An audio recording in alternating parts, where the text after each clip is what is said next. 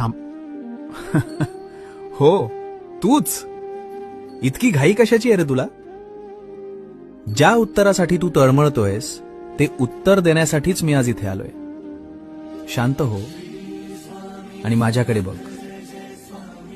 तुला फक्त तुझे रिकामे हात दिसले, पण त्या रिकाम्या हातांनी जेव्हा जेव्हा तू माझ्या पायरीला स्पर्श केलास तेव्हा तुझ्या नशिबातले कितीतरी काटे मी उपसून काढले, हे तुला दिसलं नाही.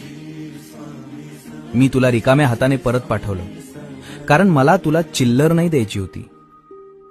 मला तुझी पात्रता इतकी वाढवायची होती की त्यात माझं यश मावेल. जर मी तुला पहिल्याच दिवशी सर्व दिलं असतं तर आज तू माझ्या दारात नसतास. तुझे पाय मातीला लागावेत आणि तुला माणुसकी कळावी म्हणून मी तुला इतके दिवस फिरवलं. पण आता तुझी परीक्षा संपली.